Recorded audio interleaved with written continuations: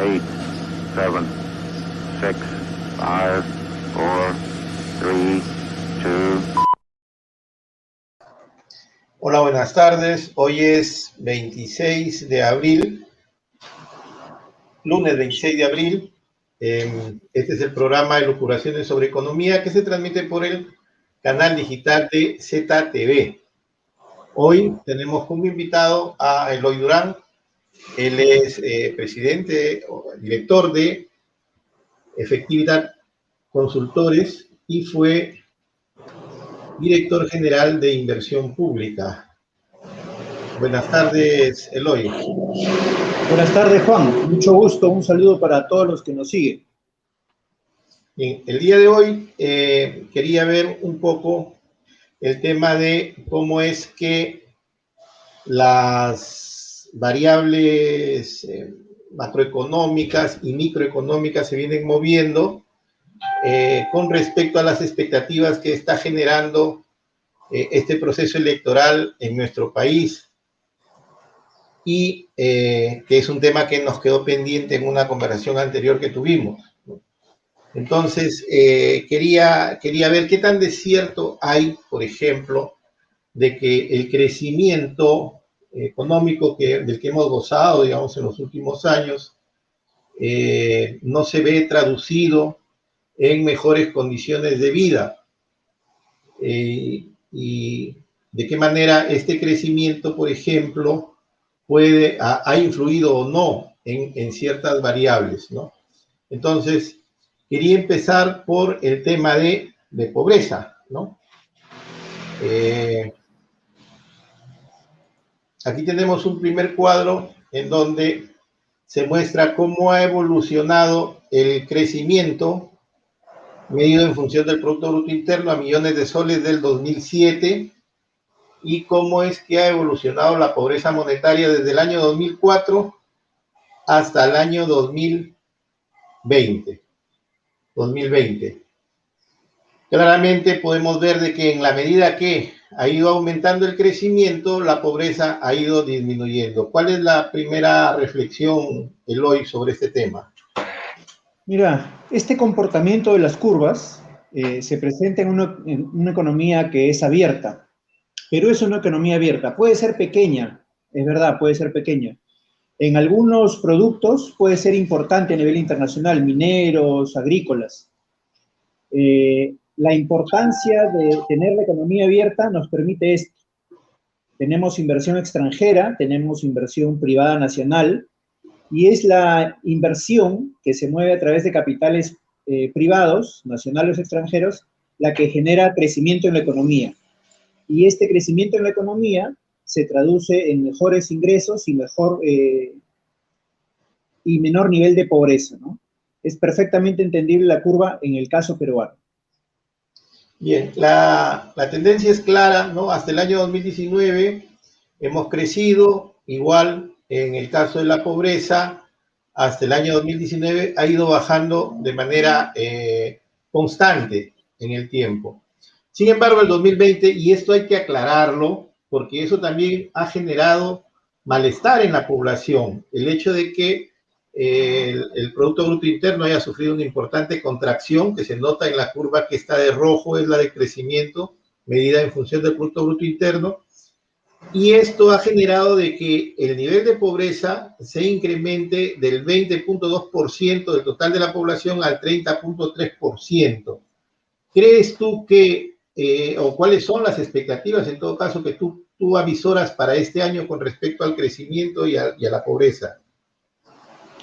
Mira, hay un estudio del Banco Central con cifras del INEI, o mejor dicho, estudio del INEI que cita el Banco Central, de una relación matemática que puede existir entre crecimiento y pobreza, algo así como 0,31, 0,32, ¿no? Entonces, quiere decir que por cada 3 puntos que nosotros vayamos a crecer, un punto se reduce la pobreza. Si ves, las curvas son bastante perfectas, ¿no? Y hay una tendencia a llegar a este nivel. El año pasado se ha presentado un hecho singular.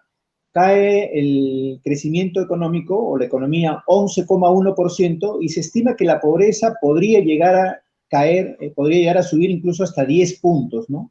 Con lo cual no se cumpliría esta relación matemática, ¿no? Sería casi 1 a 1, ¿no? Y eso lo que te está revelando es que en este caso particular del 2020, la crisis de la economía ha afectado mayormente a la gente más pobre, ¿no? Perfecto. Bien, veamos un segundo cuadro en el que muestro la relación, o mejor dicho, hago la comparación entre la pobreza en Venezuela, Perú y Bolivia. ¿Por qué hago esto? Porque a puertas de la segunda vuelta electoral, hay mucha gente que cuando se critica, por ejemplo, el modelo que está proponiendo Pedro Castillo y se le compara con Venezuela, no estamos hablando del socialismo, hay mucha gente que dice, sí, pero ¿por qué comparas con Venezuela y por qué no comparar con Bolivia? Entonces, he armado esta gráfica, ¿no? En donde podemos ver de que en el año 2004, Venezuela tenía, o el 57% de la población venezolana era pobre, el 58.7% de peruanos eran pobres y el 63.1% de bolivianos eran pobres. En 1999 asumió el gobierno en Venezuela Hugo Chávez y estuvo hasta noviembre, me parece, fallece, del 2012.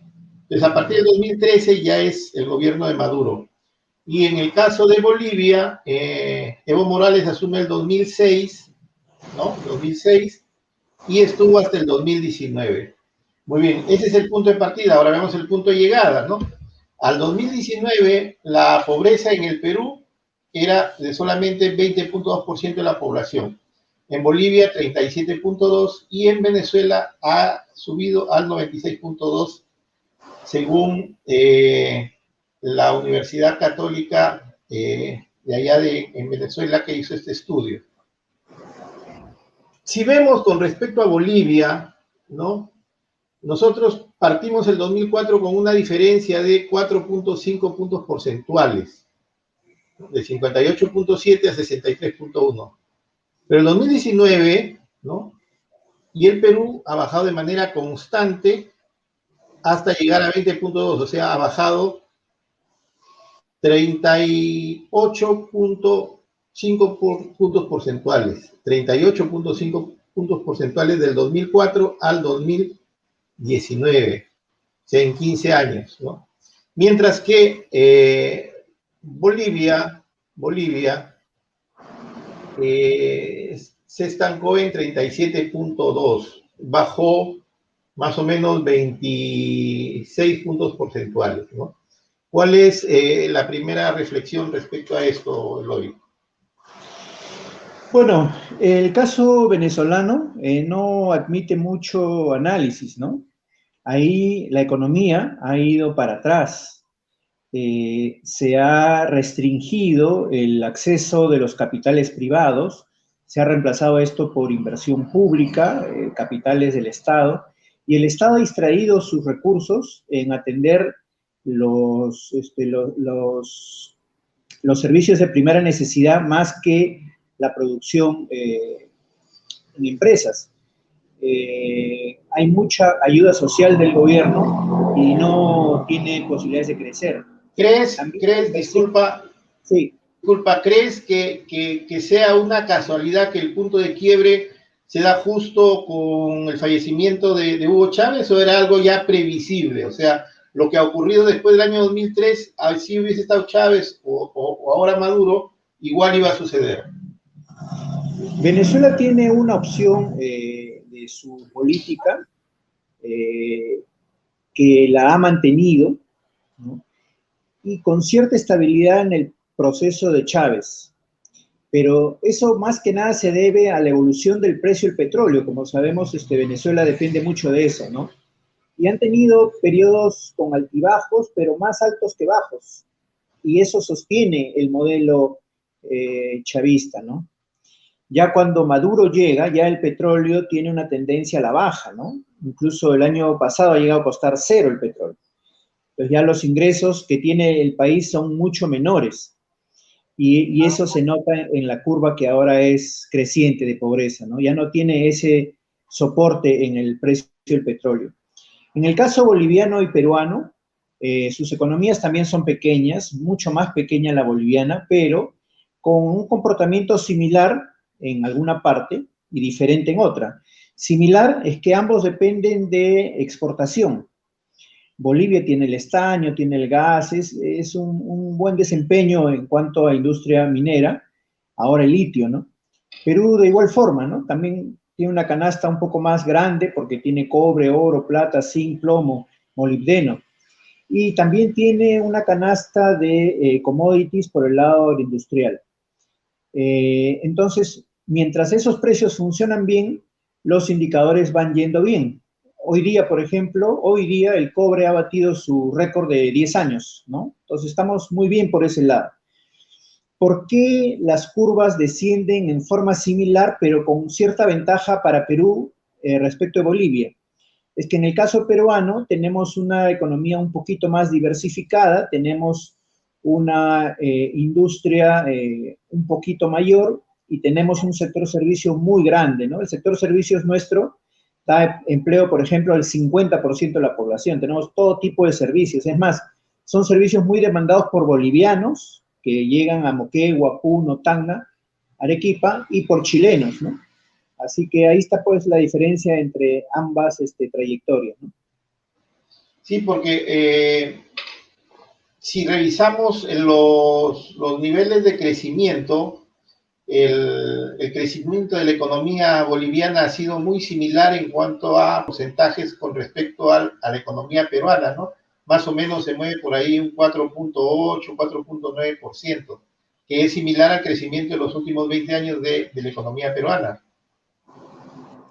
Sí, bueno, específicamente entre los años 2005 y 2015, digamos en ese decenio, la economía peruana era la estrella de Sudamérica, ¿no? El milagro peruano se decía. Eso ya fue diferente a partir del ingreso de Kuczynski, ¿no? Ya se perdió un poquito el rumbo, fallamos en algunas cosas, teníamos buenas perspectivas internacionales en algún momento, pero no las pudimos aprovechar. Mira, por ejemplo, hoy día que el cobre ha subido a su registro más alto en 10 años, las inversiones en la bolsa de empresas mineras han caído 2 dígitos, ¿no? Entonces, una paradoja. Eh, pero en el caso boliviano sí se mantuvo esta tendencia de la economía de acelerarse y siguió acelerándose ya cuando la peruana comenzó a desacelerar. Bolivia, junto con Costa Rica, Paraguay y Panamá, han sido las estrellas de América Latina los últimos 5 años. Y eso es porque el Estado boliviano ha invertido fuertemente en el crecimiento. Ya comienza a tener algunas dificultades en cuenta corriente y ya comienza a tener un severo problema con el déficit fiscal, antes incluso de la pandemia, ¿no? Entonces ahora ya la economía boliviana comienza a ver restringido su crecimiento. Sin embargo, también hay que notar que este impulso del gobierno boliviano ha sido interesante. Mira, Perú descubre litio, lo hace también Chile, Argentina y Bolivia. Bolivia y Argentina ya han producido un auto a partir de litio, ¿no? Un auto eléctrico. Perú todavía no, ¿no? Entonces, ese impulso podría ser importante, no para levantar la economía, pero sí para ayudar a diversificarla, tecnificarla, ¿no? Ya, pero si bien dices de que del año 2015 para acá Bolivia ha crecido considerablemente, sin embargo, si hablamos de pobreza, su pobreza solamente disminuye en algo más de un punto en ese periodo. Efectivamente, y probablemente en el caso peruano hagamos ese análisis también y podrían encontrarse algunas variables interesantes. Y es que Bolivia depende mucho de sus recursos naturales, ¿no? La explotación y exportación de metales, de estaño, de gas, son muy demandantes en inversión, en tecnología, no tanto en mano de obra, ¿no? Y entonces, si no aumenta la mano de obra, no aumenta el ingreso monetario, no se reduce la pobreza monetaria tampoco, ¿no? Hablemos ahora de el empleo. Este es un cuadro comparativo, una gráfica que nos muestra de manera comparativa lo que ocurrió el 2007 y lo que ocurrió el 2019, ¿no? En base a información del Instituto Nacional de Estadística e Informática, la encuesta nacional de hogares de 2019. Aquí podemos ver que la tasa de empleo adecuado ha crecido de 32.6 en el 2007 a 53.6 en el 2019, mientras que la tasa de subempleo ha disminuido de 62.6 en el 2007 a 42.5% en el 2019. En nuestro país, el problema real, digamos, bueno, hasta el 2019, no era tanto la tasa de desempleo, sino más bien este persistente subempleo, ¿verdad, Eloy? Sí, y además la baja empleabilidad, ¿no? Porque, por ejemplo, las mujeres tienen un nivel de capacitación en promedio menor a los hombres. Y cuando entran al mercado laboral, la diferencia salarial es grande, ¿no? Ha llegado a ser hasta 40%, ahora es casi 30%, o un poco menos de 30%. Luego los jóvenes son los primeros en salir del trabajo, porque tienen un menor nivel de especialización. También aquellos que no han llegado a cursar más que secundaria o los que trabajan en el sector servicios son los primeros trabajadores que sufren, ¿no?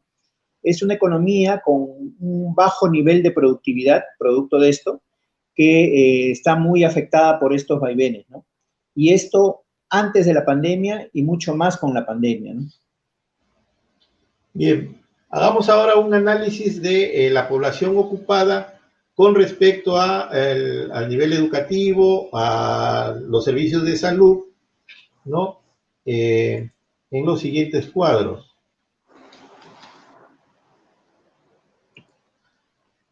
Ahí tenemos la evolución de la población ocupada con algún seguro de salud del 2007 al 2019, ¿no?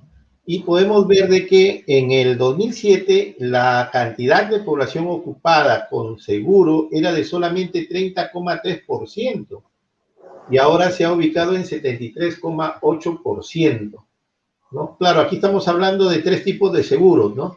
El seguro integral de salud, que es el SIS, de entre los tres seguros que estamos considerando acá es el que más, digamos, afiliados tiene. Luego tenemos el Seguro Social de Salud o ESALUD, que es la línea roja, y otros seguros en donde se incluye el seguro privado de salud, la entidad prestadora de salud, los seguros de las Fuerzas Armadas y policiales, el seguro universitario, el seguro escolar privado y otros. Entonces, la mayor cantidad de población ocupada se encuentra actualmente en el SIS, Seguro Integral de Salud SIS, ¿no? Es importante cómo ha evolucionado, o es importante de que la población ocupada tenga por lo menos algún tipo de seguro de salud, ¿no, Eloy? Mira, dos cosas debiéramos nosotros procurar, ¿no? Una primera es que haya un seguro que sea integral y que sea de salud, ¿no? O algún seguro privativo que corresponde a un equivalente a este, ¿no? Por ejemplo, las Fuerzas Armadas, policiales. Eso sería lo ideal, ¿no? Ahora, no siempre el seguro social, y no solamente sucede en el Perú, también en países vecinos, no siempre el seguro social da un buen servicio y existen las EPS, ¿no? Las entidades prestadoras de servicios de salud, que reemplazan al seguro, ¿no? Entonces, por eso muchos contratan un servicio, un seguro particular, que además es de mejor calidad. Pero ahí debería estar toda la población. Ya luego tenemos en la economía muchas distorsiones aún y se recurre al SIS, ¿no? Que es un seguro que tiene el Estado supletorio a todos los demás para tratar de universalizar este servicio de salud. Pero no llega a estar en todos, porque también hay personas que en algún momento estuvieron en el sistema y ya salieron, pero no son población vulnerable, y hay un grupo de personas que no tiene seguro, ¿no? Entonces, lo que habría que hacer acá como objetivo de política es tratar de reducir aquellas personas que no tienen seguro y tratar de pasar a los están asegurados en el SIS a algún tipo de seguro en salud y en forma ideal a seguros privados. ¿Consideras que es una solución viable fusionar el seguro social de salud con el SIS como lo plantean algunos políticos? Para nada, ¿no? Para nada, totalmente en desacuerdo con esa decisión. Las estructuras remunerativas son absolutamente diferentes, absolutamente diferentes. Puedes tener personas que desempeñan igual función en uno y en otro lado con 2 o 3 veces de sueldo. Si los juntas, no vas a poder pasar a los de salud, al régimen de la 276, al régimen de los trabajadores del MINSA, y por lo tanto lo que tienes que hacer es igualarlos a todos los trabajadores de MINSA, que son la mayoría, al régimen de salud, es decir, multiplicar la planilla varias veces, ¿no? Eso es inmanejable, ¿no? Y si vamos ya a cosas mucho más prácticas, que serían ideales, tratemos de que sean posibles, por ejemplo, la interoperabilidad podría ser un objetivo inmediato, ¿no? Después ya pensemos en cosas mayores, pero si no podemos atender a una persona de MINSA en salud, entonces pensar en fusionar ambos sistemas es una quimera, ¿no? Primero, entonces, la interoperabilidad sería nuestro primer objetivo. La pandemia del COVID-19, entre otras cosas, ha desnudado las serias falencias en el sector salud y la poca capacidad que hemos tenido para enfrentar este problema sanitario. El día de ayer circuló por los medios de comunicación que Martín Vizcarra, el expresidente, quien se vacunó hace menos de 6 meses con la vacuna china Sinopharm, se encontraba infectado con el COVID-19, al igual que su esposa, que también se había vacunado y habían recibido las 2 dosis. La pregunta es, ¿crees que el gobierno peruano deba insistir con la compra de estas vacunas Sinopharm, ya que el lote completo se hablaba de 38 millones de dosis y de las cuales solamente se había recibido 1 millón, y todavía habían 37 millones que estaban por concretarse? ¿Crees que debamos seguir insistiendo con este tipo de vacuna? Mira, todas las vacunas tienen un cierto nivel de confiabilidad, ¿no? En el caso de personas que se vacunan y son resistentes a contagiarse, pero algunas se contagian, ¿no? Están dentro del margen de confiabilidad. Pero estas vacunas son más confiables aún en la severidad del contagio. Es decir, me puedo contagiar, pero no llego, por ejemplo, a UCI. Y mucho más confiables, casi totalmente confiables, en la posibilidad de que la persona fallezca, ¿no? O sea, podría, en un caso extremo, agravarse la enfermedad, pero no voy a llegar a fallecer. Y esto sucede con todas. Sinopharm no será del primer grupo de vacunas, pero podría ayudar en este caso. Ahora, el caso de Sinopharm tiene dos atingencias, ¿no? El primero, que ha sido un proceso que ha sido muy poco transparente, ¿no? Y esto se tiene que hacer notar. La Contraloría acaba de sacar un informe, pero esto ya se sabía desde septiembre. Y en el segundo caso, no tenemos la capacidad para traer la vacuna en tan poco tiempo. La justa llegó a 1 millón, que fue lo que se autorizó, ya no tiene ahorita autorización para ingresar, y los otros 37 millones tendrán que venir en algún momento, ¿no? Pero no se vislumbra que puedan venir.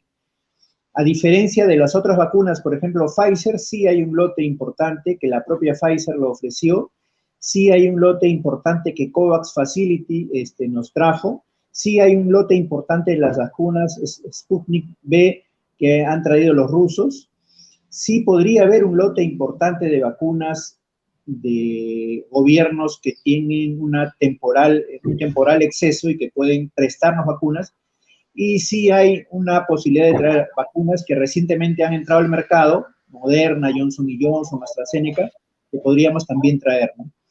Entonces ahí hay que hacer ese esfuerzo. No sé si estén en capacidad de venir los chinos, pero, no sé, en caso extremo, mejor que ninguna vacuna es alguna vacuna, ¿no? Claro. Bien, ahora veamos en el tema de educación.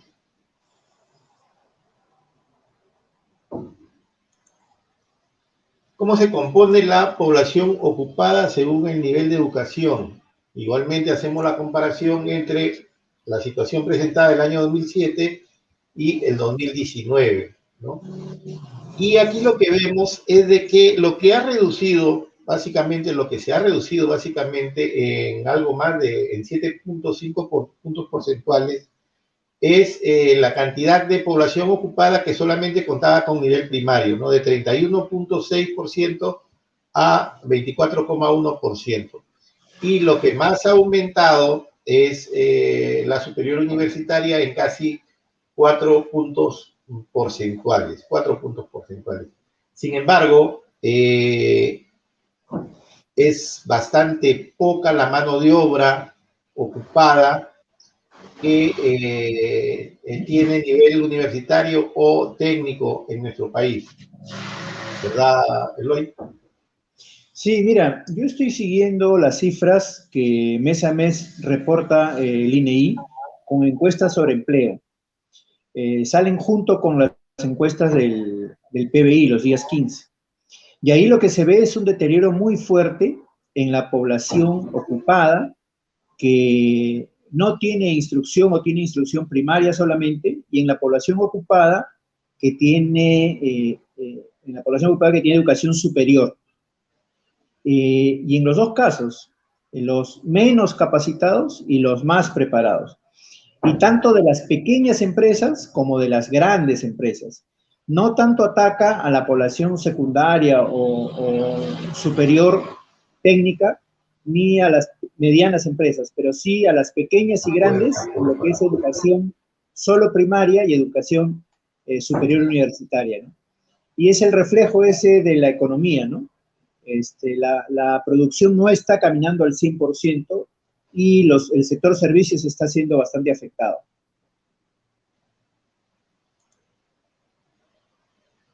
Otra de las variables que me interesaba ver era esa, ¿no? Cómo se compone la población ocupada según el tamaño de empresa. Y acá lo que podemos ver es de que son las microempresas, ¿no? Que son aquellas que tienen de 1 a 10 trabajadores, las que más empleo dan en nuestro país, ¿no? Estamos hablando de niveles superiores al 70%, mientras que las grandes empresas andan más o menos por el 20% y las medianas en 7%.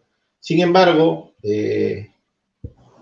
ha habido una disminución entre la cantidad de empresas o microempresas, ¿no? En cuanto a la ocupación, ha bajado del 75,3 al 72,4% en estos últimos 12 años.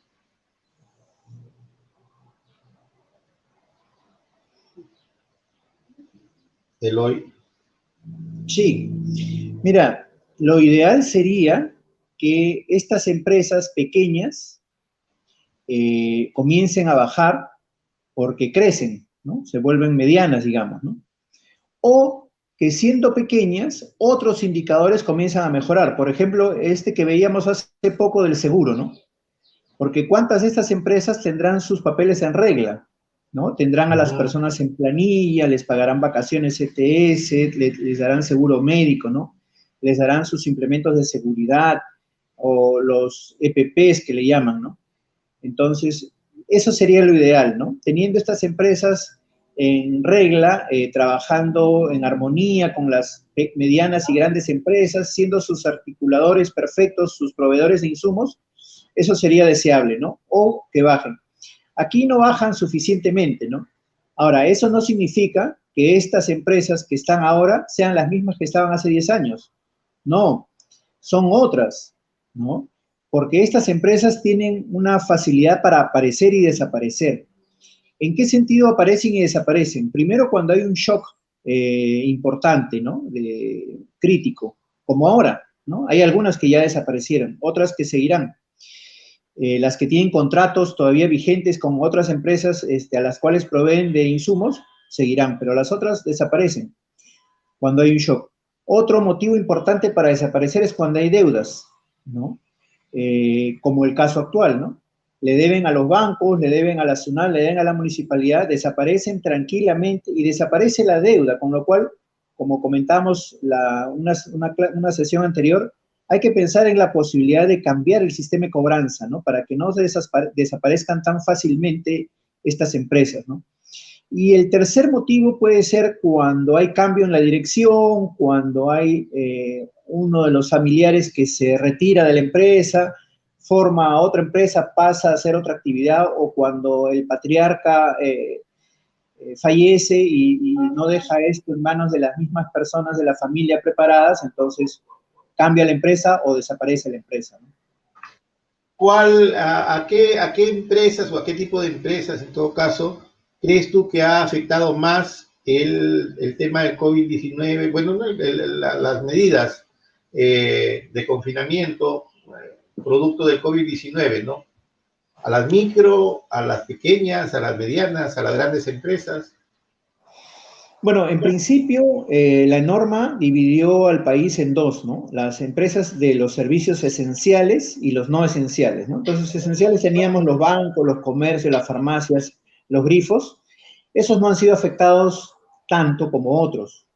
Las empresas que no eran servicios no esenciales han sido las más afectadas. Dentro de estas no esenciales, el sector terciario es el más afectado.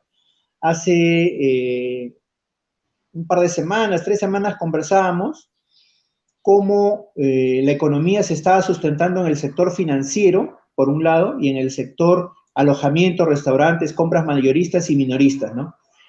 Y alojamiento y restaurantes ha sido sin duda el más afectado. Hasta ahora tiene niveles de actividad que son 50% menos que el año pasado, y eso que ya el año pasado, en esta época, ya estábamos comenzando a sentir los efectos de la crisis, ¿no?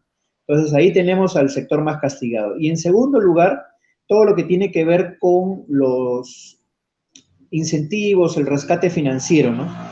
El Reactiva Perú ha llegado más que nada a las empresas grandes. Una parte de las empresas pequeñas se benefició, pero no suficientemente. Las empresas grandes han podido protegerse, ponerse a buen resguardo, compraron dólares el año pasado, invirtieron en la bolsa también, pagaron sus deudas de otro tipo también. Pero las empresas pequeñas, en su mayoría, no accedieron a Reactiva y siguen cargando el problema de las deudas. Eso no le da viabilidad financiera a la empresa. Esas son también las más afectadas, ¿no? El programa Reactiva, ¿cuál crees que sea el efecto en la economía, ¿no? Hemos visto, como tú nos has señalado, de que el Producto Bruto Interno se ha contraído en 11.1% el año 2020. ¿Qué tanto efecto puede tener este programa que ha sido muy criticado, dígase de paso, ¿no? Sobre todo por algunas empresas que han sido beneficiadas? ¿Qué crees que el impacto va a ser el esperado realmente con Reactiva? ¿Es necesario otro Reactiva? Me parece que no. El año pasado, si vemos las variables de la demanda interna, tenemos una caída muy fuerte de la inversión pública y muy fuerte de la inversión privada. Eso de la inversión pública no se entiende, ¿no? Porque es ahí el Estado donde debe, pues, justamente agarrar el tren de la locomotora y jalar a toda la economía, ¿no?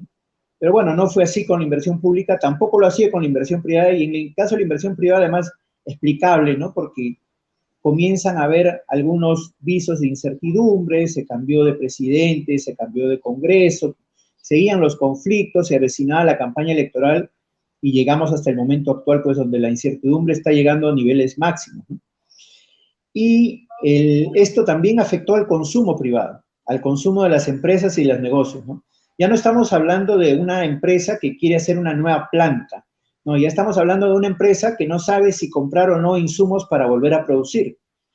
¿Por qué no compraría insumos para volver a producir? Porque cuando termine de producir y los meta en el mercado para venderlos, no va a haber quien los compre, porque los consumidores privados, los trabajadores, están seriamente afectados en su capacidad de consumo, ¿no? Y esto mismo sucede con las familias, ¿no? Si pensaban comprar una cocina, si pensaban comprar una refrigeradora, algunos artefactos, algunos muebles, lo van a tener que pensar dos veces, ¿no? Incluso, mira, lo piensan dos veces para comprar una computadora, una laptop, una tablet, ¿no? Teniendo la necesidad de comprarla, porque el papá trabaja, la mamá trabaja remoto también, el niño estudia en el colegio, aprende TV y también el hermanito, ¿no? Entonces todos necesitan la computadora, necesita la familia comprar una nueva computadora, pero por esta restricción de su capacidad de consumo lo están pensando y no sé hasta cuándo lo seguirán pensando, ¿no? A quienes nos están siguiendo les recuerdo de que pueden hacer sus comentarios y o preguntas a través del Facebook que gustosos haremos las aclaraciones que ameriten.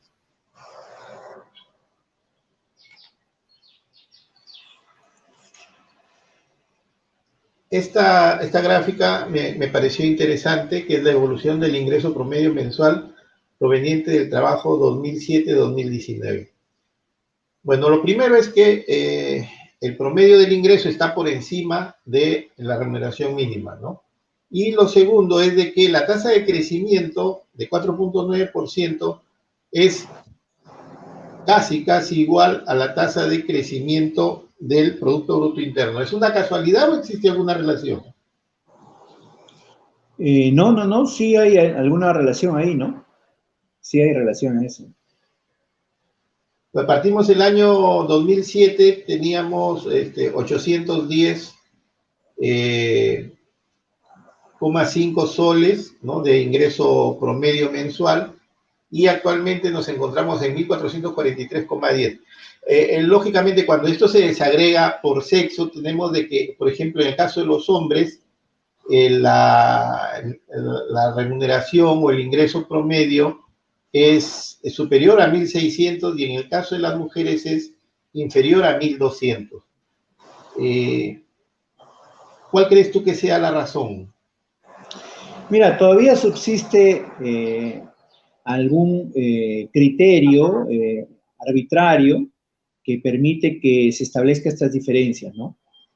Por ejemplo, ¿no?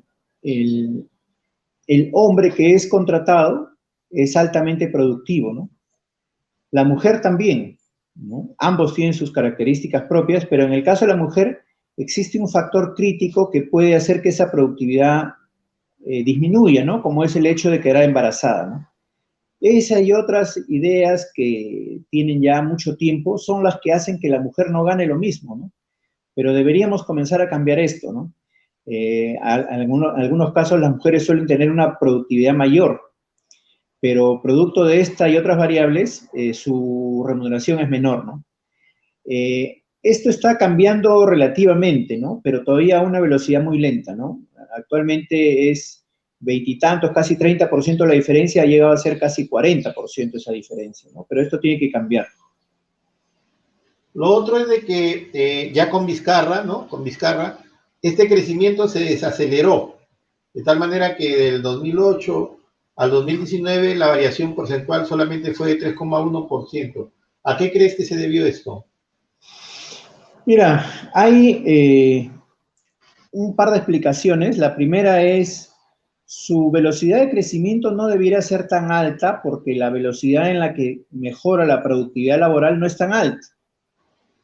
Pero digamos, fuera de la productividad, lo que debiéramos ver es si este trabajo es tan importante que se demande fuertemente. Entonces, si se demanda fuertemente y hay competencia, entonces el precio de la mano de obra tendería a subir, ¿no? Pero necesariamente no es así, ¿no? Los trabajos que se demandan son trabajos donde abunda la mano de obra, ¿no? Por ejemplo, mano de obra no calificada, por ejemplo, construcción. Entonces ahí no crece tanto el nivel salarial, ¿no? Hoy día es un nivel 20% menor al año pasado, hoy día. Pero antes de la pandemia ya también tenía una velocidad de crecimiento cercana a cero, ¿no? Entonces no está creciendo mucho el nivel de ingresos ahí. Y otra cosa es interesante, el sector público no genera empleos, ¿no? Es un dinamizador. El empleo sostenible lo va a generar la inversión privada. El sector público podría, con inversión pública, generar un ingreso temporal, ¿no? Mientras dura la obra. Ya los servicios públicos, comparados con los servicios privados, lo que se ve es que uno podría ganar más en el sector privado, si tiene un nivel profesional elevado, ¿no? Y si tiene un nivel profesional bajo, puede ganar más en el sector público, ¿no? Digamos, un conserje del sector público gana más que un conserje en el sector privado. Una secretaria, digamos, que se inicia en el sector público gana más que una secretaria que se inicia en el sector privado, ¿no? Ya cuando se especializan, se voltea este indicador. Sí, lo que debe entender también quienes nos están viendo es de que es, por cierto, es ingreso promedio, ¿no? O sea, así como hay gente que gana muchísimo más, hay gente que gana muchísimo menos también, ¿no? Ese es el ingreso promedio que proviene del trabajo, ¿no? Entre los años 2007 al 2019.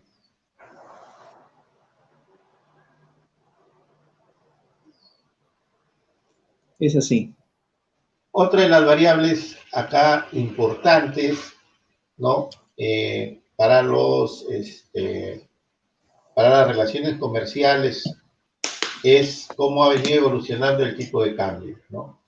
Si vemos entre los años 99, perdón, y 2003, alcanzamos un pico de 3.63 soles por dólar.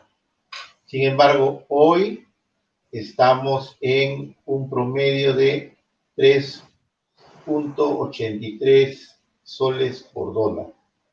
¿Qué tan preocupante es esto hoy?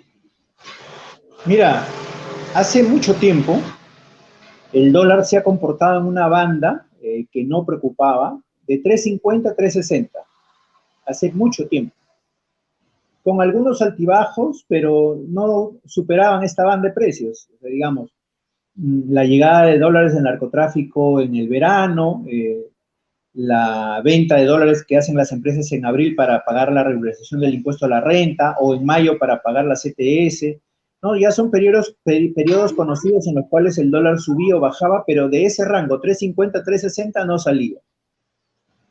Hemos hecho las cosas tan mal, pero tan mal, que finalmente logramos el objetivo de desestabilizar la economía, desestabilizar este indicador, ¿no? El 16 de noviembre, el dólar finalmente llegó a su nivel récord, ¿no? Llegó a 3.66, el día que deja el gobierno el presidente Merino, es temporalmente reemplazado por la presidenta del Congreso, Silva Santisteban, se somete a una nueva votación porque no le dan el apoyo y sale el presidente Sagasti, que asume el día 17. Entonces el día 16 llegó a 3.66. Y se avecinaban cosas peores para la economía porque ya comenzaba la campaña electoral, ¿no? Y 2 semanas antes de la campaña electoral, las encuestas, ya hemos hablado la vez pasada de las encuestas, tienen gran parte de la responsabilidad de las encuestadoras. No las he visto hacer un mea culpa realmente, ¿no? 2 semanas antes, la encuesta decía, ganador Johnny Lescano pasa a segunda vuelta con Verónica Mendoza. Johnny Lescano ha quedado quinto y Verónica Mendoza ha quedado sexta, ¿no? Entre los dos no han llegado a 15%, ¿no? Pero las encuestadoras los ponían en primer y segundo lugar. Ese día el tipo de cambio sube a 3.77. Ya los mercados se vuelven locos. Después ya comienzan a aparecer unos resultados extraordinarios, porque en 2 días, 3 días, las encuestadoras comienzan a poner a De Soto, a Keiko Fujimori, a López Aliaga, ¿no? Ya no ponen a los anteriores. O sea, se arregló el país en 4 días, ¿no? Las mismas encuestadoras. Pero aún así, las encuestadoras castigaron muy fuertemente a Pedro Castillo, a Keiko Fujimori y a Rafael López Aliaga. A los 3 les quitaron 20 puntos en la última semana. Y se los daban a otros candidatos, a Julio Guzmán, a George Forsyth, a Verónica Mendoza, a Johnny Lescano, a Hernando de Soto. Hernando de Soto ha sido inflado, pero impresionantemente. Y eso generó de alguna forma, desapareciendo de la escena y apareciendo otros en escena, que el dólar se estabilizara en 3.59. así terminó la primera vuelta. Al inicio de la primera semana, digamos el 18, el 19 de este mes, el dólar arranca en un piso de 3.63, la semana pasada, ¿no? El BCR no intervino suficientemente en la economía y el dólar llegó hasta 3.77, ¿no? Entonces ya nos comenzamos a asustar. Muchas razones para preocuparse si el dólar en una semana sube 14 puntos, porque este 3.77 no se condice con la evolución del dólar a nivel internacional. Ojo, a nivel internacional el dólar está bajando, a nivel nacional el dólar está subiendo. O sea, hasta en eso somos distinguidos, ¿no? Entonces, 3.77 cierra el día viernes y esto nos comienza ya a preocupar. 3.79, perdón, se batió el récord, 3.79. Y hoy día el Banco Central reporta a la 1:30 un promedio de 3.84, ¿no? Ya hay bancos que están vendiendo a más de 3.90, hay bancos que están vendiendo a 3.86, pero el promedio del Banco Central es 3.84. Se esperaba que el mes de mayo llegara a 4. Probablemente lleguemos a 4 en la primera semana de mayo o antes. Y no sé si lleguemos a mucho más que eso, digamos como que a 5, porque todavía faltan 6 semanas para la segunda vuelta y de ahí 7 semanas más para la asunción de mando, ¿no? Y vienen los primeros días, va a haber mucha incertidumbre, mucha especulación. La cantidad de plata que ha salido de los bancos estos días, la cantidad de plata que ha salido de los fondos estos días, ¿dónde se ha ido? 1, al mercado cambiario y 2, al extranjero. ¿Y ahora qué viene? Viene una intervención del Banco Central, tiene que ya moverse el Banco Central. Las empresas tienen que pagar, abonar la CTS y van a salir a vender dólares, con lo cual el precio también tiene que bajar. Pero por otro lado, ya la semana pasada se aprobó la ley de la CTS. Entonces la gente va a retirar el 100% de su CTS y adivina qué va a comprar, ¿no? Obviamente dólares, ¿no? Y hoy día el Ejecutivo ha observado la ley de AFPs, probablemente el Congreso haga insistencia por eso y de repente a partir de junio seguirán saliendo dólares del sistema y la gente los adquirirá, digamos, soles del sistema y la gente los asumirá para comprar otra vez dólares, ¿no? Entonces esta tendencia alcista del dólar se va a mantener, ¿no? Bien,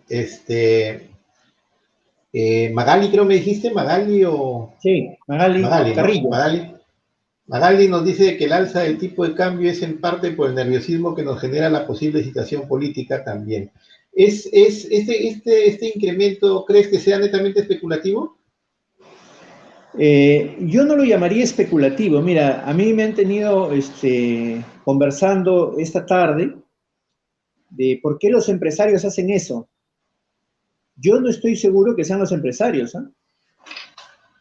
Y además, no estoy seguro que solo sea especulativo. Es natural, ¿no? Y es transversal.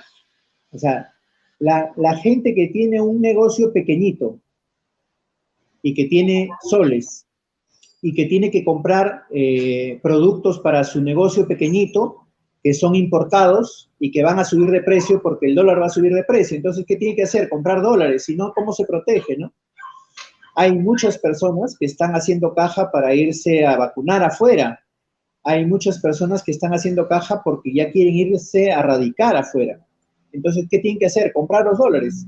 Es una cuestión natural, creo yo, para protegerse, ¿no? No hablemos solo de especulación. Mira, una persona que tenía $100,000 en el banco, 100,000 soles en el banco, 100,000 dólares en el banco, ¿cuánto ganó de interés en una semana? 100 soles, 10 soles. ¿Cuánto ganó de interés por tenerlo invertido en los fondos? 100 soles. Por comprar y vender dólares, lo compró a 3.59, lo vendió a 3.77, o lo ha comprado a 3.66 y ahora lo está vendiendo a 3.84, puede estar ganando 15,000 soles en 4 días, ¿no? Entonces, es natural que la gente quiera ganar más, ¿no? El problema es de quienes no sabemos ordenar el mercado, darle buenas señales para que no se vaya a libre albedrío. Hay que regular este mercado. ahí estamos pecando un poco de conformistas, ¿no? Hay que intervenir en el mercado para que no se produzca estos movimientos. Ojo, estos movimientos, al final, el que puede comprar dólares se protege. El que no puede comprar dólares, bueno, tendrá que asumir los efectos de este problema. Y generalmente ellos son los que tienen menos recursos. Los que tienen menos recursos se van a proteger menos, los otros se van a proteger mejor, ¿no?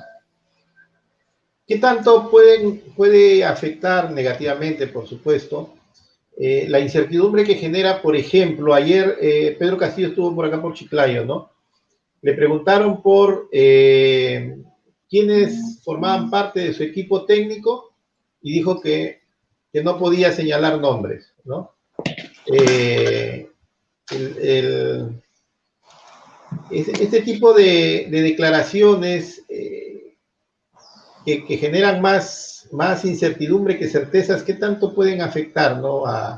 O la percepción que puedan tener los empresarios sobre lo que se pueda venir? Mira, tenemos una experiencia del año 2011, donde se le pregunta al candidato de segunda vuelta, Ollanta, que competía justamente contra Keiko Fujimori, ¿no?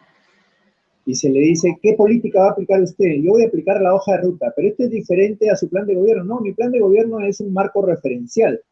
Las medidas concretas están en la hoja de ruta. Y la hoja de ruta era un documento mucho más asequible a lo que la gente quería para estar tranquila en los mercados, ¿no? ¿Y quién va a aplicar esta hoja de ruta? Bueno, el ministro de Economía va a ser el señor Luis Miguel Castilla, que actualmente es el viceministro, y el presidente del Banco Central va a seguir siendo el señor Julio Velarde. Tranquilidad total en los mercados, ¿no? Ya el detenimiento, la desaceleración de la economía se produjo porque el gobierno de Alan García había dado el decreto de urgencia 012 famoso y porque los equipos del nuevo gobierno tardaron un poco tiempo en instalarse. Pero después no hubo el movimiento que hay ahora, ¿no? El movimiento que hay ahora es simple y llanamente porque este candidato que mencionas, Pedro Castillo, no dice exactamente qué va a hacer y quién lo va a hacer. Pero ojo, tampoco la otra candidata lo está diciendo. Así que para nosotros incertidumbre es con uno o con otro, ¿no? Si esa persona habla, entonces esa persona gana, la otra va a perder. Y el mercado en general se va a tranquilizar y el país va a ganar, ¿no? Sí, también señaló, por ejemplo, de que había venido y se había reunido con empresarios lambayecanos, pero igualmente no señaló con qué empresarios se había reunido, ¿no? Cuando le preguntaron con quiénes se ha reunido, dijo, no, eso prefiero mantenerlo en reserva, ¿no? En fin. Mencionaste un tema respecto de las elecciones, ¿no? Y el papel que habían jugado las encuestadoras, los medios de comunicación, por ejemplo.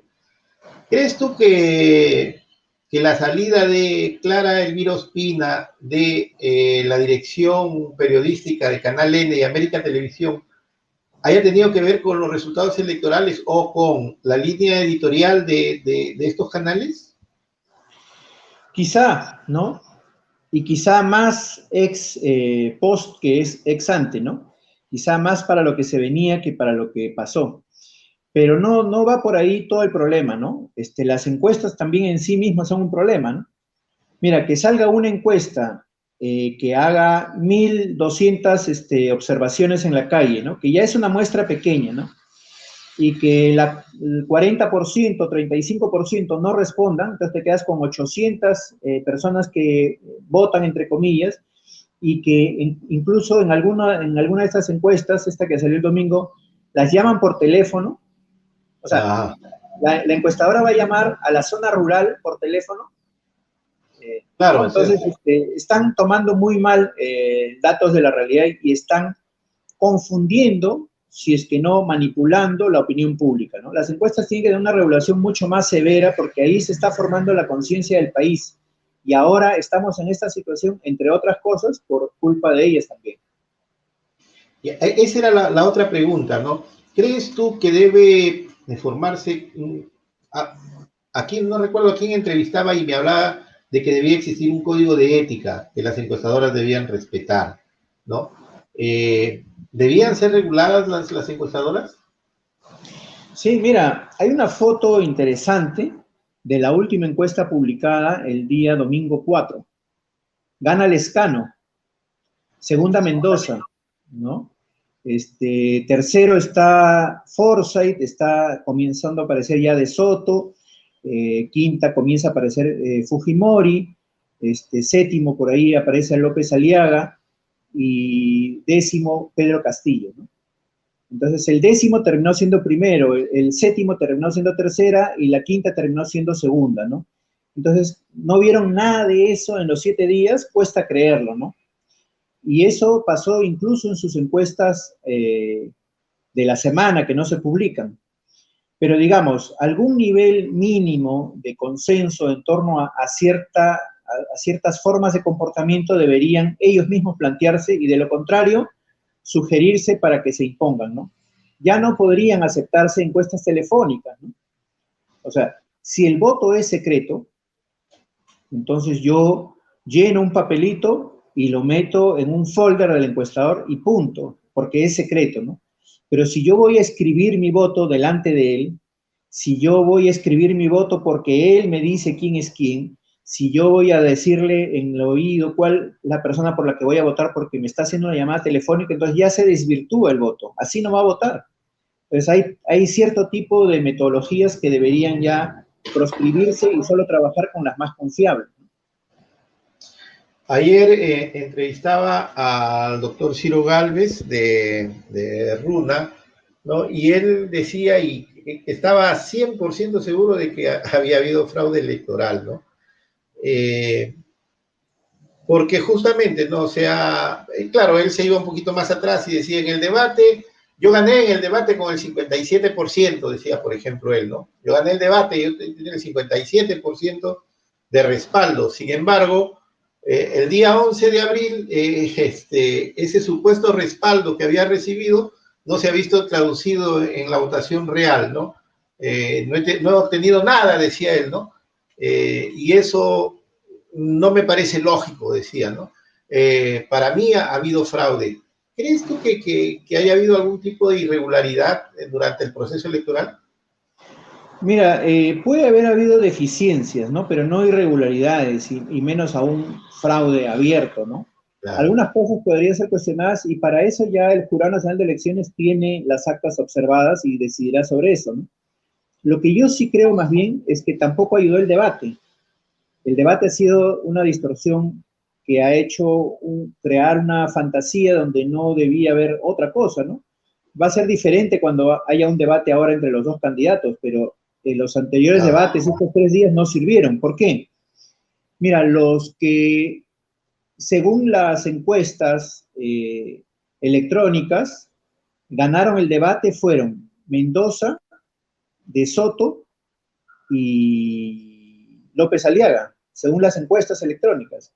Según el criterio de los consultados, los que ganaron el debate fueron Bengolea, Ollantumala, Julio Guzmán, ¿no?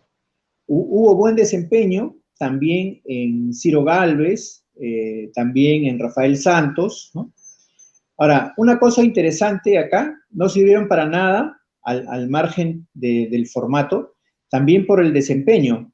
Los que estaban arriba no brillaron. Lescano, Mendoza, Fujimori, López Aliaga, De Soto, Forsyth. Los que estaban muy abajo sí brillaron, pero no les servía de nada porque su votación era minúscula, ¿no? Ollantumala, Rafael Santos, Julio Guzmán, Ciro Gálvez, Alberto Bengolea, ¿no? Entonces tenemos que llegar a otro nivel de debate para que tengan alguna utilidad las encuestas, ¿no? Bien, Perdón, los debates.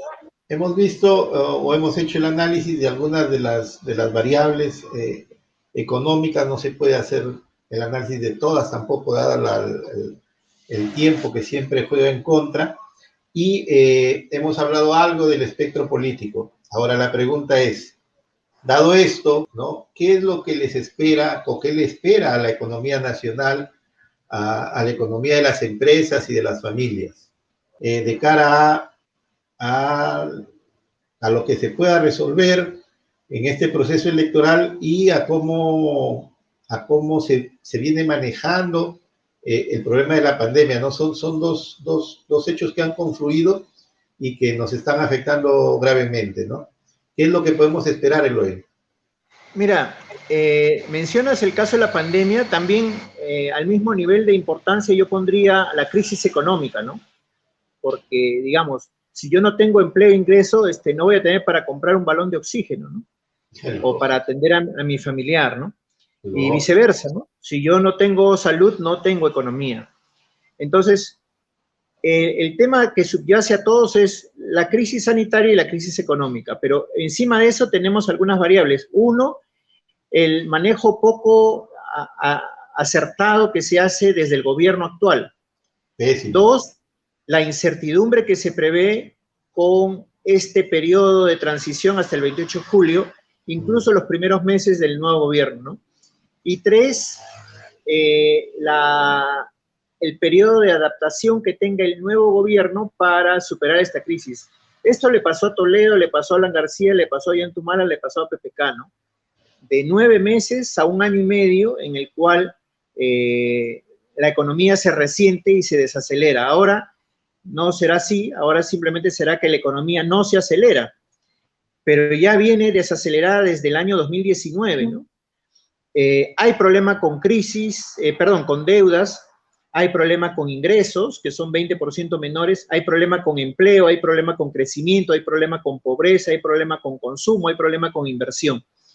Y entonces la recomendación para las empresas y para las personas es, uno, tener información confiable para tomar decisiones, porque son decisiones trascendentes en periodos críticos. Dos, tratar de tomar las decisiones con absoluta seguridad, ¿no? No alocarse para tomar las decisiones. Por ejemplo, no salir a comprar dólares ahorita que está en 3.84, porque probablemente a los pocos días el dólar baje, algunos especulan y realizan ganancias, y después vuelve a subir, ¿no? Entonces tratar de ver, incluso mira, en el día se producen estas fluctuaciones con mucha fuerza, ¿no? 4 o 5 puntos que baja y luego vuelve a subir. Entonces es ahí donde la gente debería tomar sus mejores decisiones. Y por último, lo más importante, tratar de estar protegido contra la crisis, ¿no? Porque esta crisis puede prolongarse y yo tengo que estar lo menos expuesto posible a las consecuencias de esta crisis, ¿no? Por ejemplo, tratar de resolver el tema de mis deudas, tratar de resolver el tema de mis provisiones para lo que voy a producir o consumir, es algo que las empresas y las familias deberían tener muy presente para decidir bien en este periodo tan crítico. Hablando de decisiones, ¿crees que el Banco Central de Reserva ha demorado en la decisión de intervenir en el mercado cambiario? Creo que sí. Creo que sí. El Banco Central generalmente toma decisiones acertadas, ¿no? Y creería que el Banco Central estaba esperando un momento para cogerlo al dólar por abajo y comprar dólares, ¿no? Y seguramente tenerlo alto para salir a vender. Bueno, ya estuvo bajo y no compró, ¿no? O no compró lo suficiente, ¿no? Ahora está alto y debería vender, ¿no? Pues por eso es que se espera que en algún momento haya un golpe hacia abajo del dólar, porque el Banco Central tiene que vender dólares. Y los que han comprado dólares baratos tienen que salir a venderlos para poder hacer efectiva su ganancia, ¿no? El Banco Central no ha hecho compra de dólares en estos días. Sí hizo, pero una cantidad promedio menor a la de marzo-abril. Y además, también se avecinan algunos otros golpes, como por ejemplo, en mayo las empresas suelen vender dólares para hacer el depósito en las cuentas de CTS de sus trabajadores. El dólar debería tender a bajar, ¿no? Pero a su vez, hacia fines de agosto, las personas pueden retirar sus dólares, retirar sus CTS, ¿no? Y con esas CTS, algunos querrán protegerse comprando dólares, con lo cual el precio del dólar va a subir. Y eso mismo luego con las AFPs. Más o menos entre CTS y AFPs pueden entrar 30.000 millones de dólares a la economía en pocas semanas, ¿no? Y eso lo va a mover un poquito al dólar hacia arriba. Muy bien, Eloy. Siempre es gratificante y bastante ilustrativo poder conversar contigo. Espero de que podamos seguir haciéndolo. Te agradezco por tu tiempo Y no sé si deseas decir unas palabras finales antes de terminar el programa. Bueno, no, yo siempre a gusto, Juan, con el formato, tú traes a la mesa muy buenos temas con bastante análisis y digamos, para mí es muy grato compartir este análisis y todo en bien de la gente que nos sigue, ¿no? Ojalá sigan estas conversaciones y muchos éxitos en tu programa y muchos éxitos a quienes nos están siguiendo. Muchísimas gracias. Bien, con todos ustedes, nos vemos el día viernes en un programa más de elucubraciones sobre economía. Muchísimas gracias. Nos vemos, Eloy. Chao, chao, gracias.